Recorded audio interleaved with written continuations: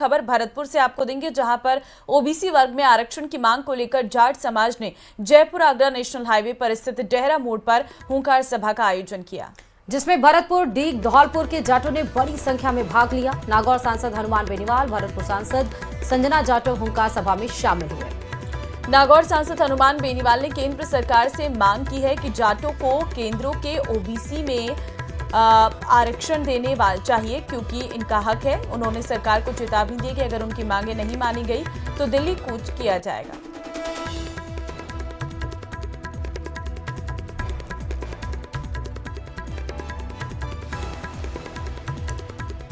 तो कल जाट समाज ने फिर से हुंकार भरी और मांगों को लेकर कल 3 जिलों के जाट समाज एकत्रित हुए, जिसमें हनुमान बेनीवाल भी आए थे। संजना जाटव, सांसद संजना जाटव भी पहुंची। सरकार से उन्होंने बात भी की और कहा सीधे तौर पर अगर मांगे नहीं पूरी हुई तो आंदोलन की राह पर जाएंगे। आज भरतपुर, धौलपुर, डीग सहित तीनों जिलों के युवाओं की केंद्रीय सेवा में ओबीसी आरक्षण की मांग को लेकर जो 4 सूत्री मांग थी, डेहरा मोड़ पर हुंकार सभा आयोजित की गई। सभा में नागौर सांसद हनुमान बेनीवाल जी पधारे। संजना जाटव, उत्तर प्रदेश से पूर्व विधायक प्रताप जी आए और जिले के कोने कोने से नौजवान और बुजुर्ग सभा में आए। सबसे बातचीत करने के बाद अंतिम निर्णय लिया गया है। सरकार के लिए 1 महीने का हम समय देते हैं। सरकार अगर 1 महीने में हमारी समस्या का समाधान करती है, हमारी 3 मांग तो राज्य सरकार के स्तर की हैं और 1 मांग केंद्र के स्तर की है। ओबीसी सूची में शामिल करने की जो भी कागजी फॉर्मेलिटियां हैं, उनको राज्य सरकार द्वारा पूर्णतः पूर्ण कर दिया गया है। केंद्र सरकार को नोटिफिकेशन करना है, इसमें हमारी राज्य सरकार से मांग है। सरकार उसमें व्यक्तिगत रूप से हस्तक्षेप करते हुए इसका नोटिफिकेशन कराए।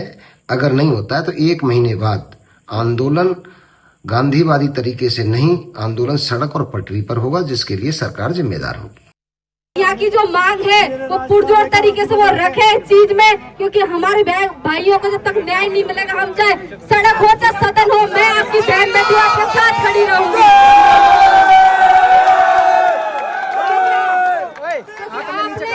मुझे चुनकर भेजा है और मैं आपके ही लिए यहाँ बीच में सुबह से पूछ लीजिए, मैं कम से कम आप तो चले गए थे बीच में, मैं 4 घंटे से टेंट में बारिश में खड़ी हूँ, आपके बीच में आपके लिए खड़ी हूँ। पहले भी जाट आरक्षण आंदोलन जब राजस्थान में चला, उस वक्त मैं यूनिवर्सिटी का अध्यक्ष था। ये तमाम नेता जो थे, हम घूमते थे उस समय। आरक्षण की लड़ाई हम लोगों ने लड़ी और 2, 4, 5 लोगों ने फायदा उठा के कोई एमएलए का टिकट ले गया, कोई एमपी का, कोई पैसे ले आया, कोई सिस्टम सेट कर लिया था। लड़ते हम लोग रह गए भाई। 1998 में जब राजस्थान का जाट आरक्षण लड़ रहा था, तब भी भरतपुर, धौलपुर के जाटों को अलग रख दिया उसके अंदर कि भाई जो राजा है इनको आरक्षण किस बात का। फिर आपने लड़ाई लड़ी, तब मैं राजस्थान की विधानसभा के अंदर था, मेरे पास खाली फोन ही आते थे। क्योंकि भरतपुर हमारी शान है देश की, इसलिए भरतपुर के जाट समाज को आरक्षण की पैरवी राजस्थान की विधानसभा के अंदर और लोकसभा के अंदर बिना राजनीतिक स्वार्थ के हम करते रहे और आगे भी आपके सम्मान को देश में ठेस नहीं लगने देंगे, आप निश्चिंत रहें।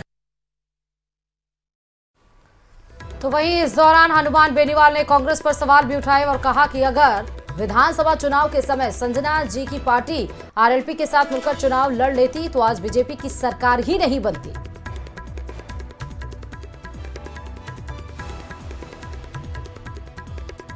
जी की पार्टी विधानसभा चुनाव के अंदर अगर ढंग से चुनाव लड़ लेते हमारे साथ तो भजन लाल आता ही नहीं। अभी 140 सीट आ जाती कांग्रेस की, आरएलपी की मिलकर। लेकिन दुर्भाग्य देखिए, यहाँ कोई नए आदमी को नहीं चाहता कि नया आदमी आगे आए।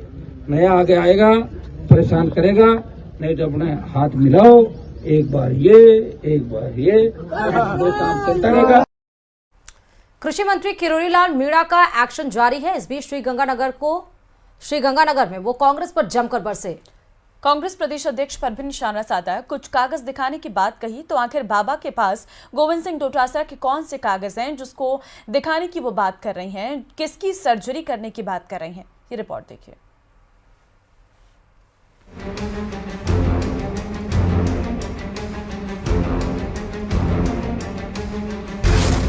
बाबा का डोटासरा परिवार पर वार, किरोड़ी लाल पर कांग्रेस का पलटवार, किसने किया किसानों से आघात,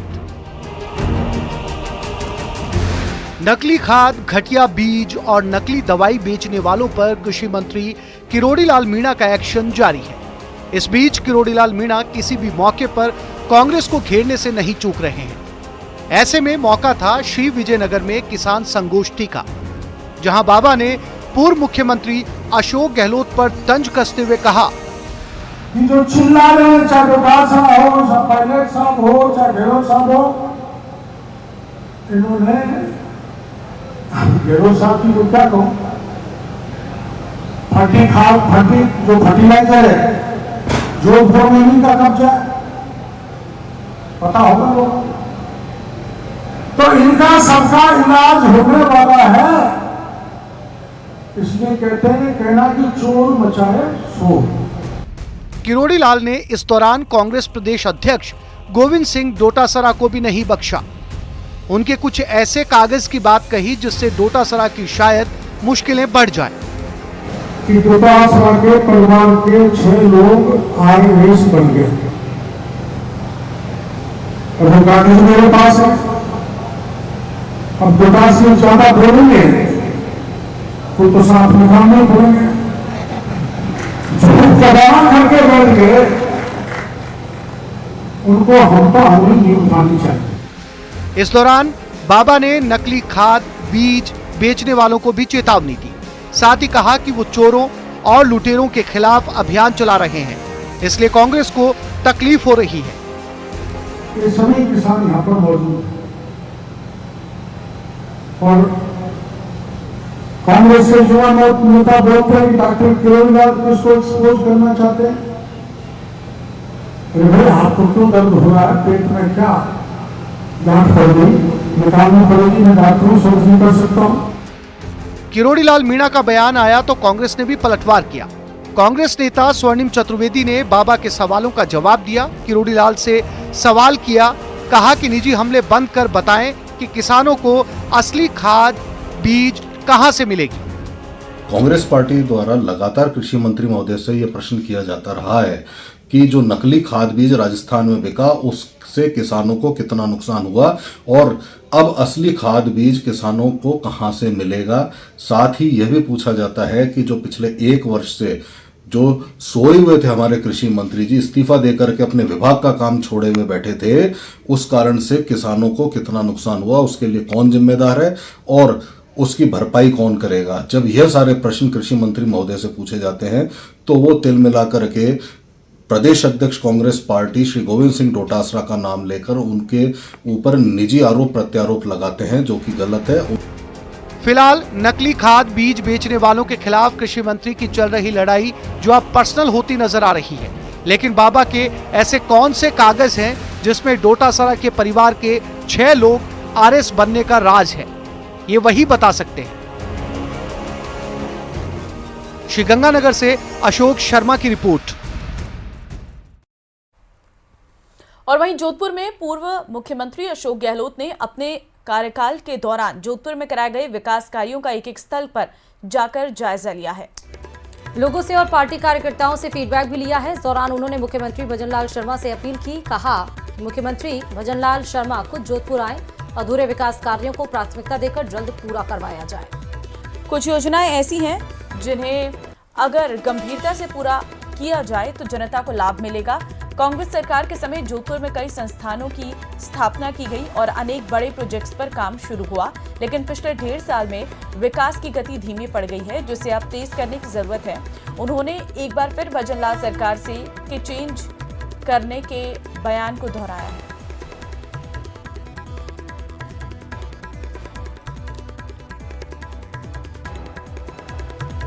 या जो यहाँ पर फिजिकल कॉलेज में बन रही इंस्टीट्यूट बन रही स्पोर्ट्स की, वो है, या जो मंडोर डिस्ट्रिक्ट हॉस्पिटल बना दिया हमने, उसकी बिल्डिंग है।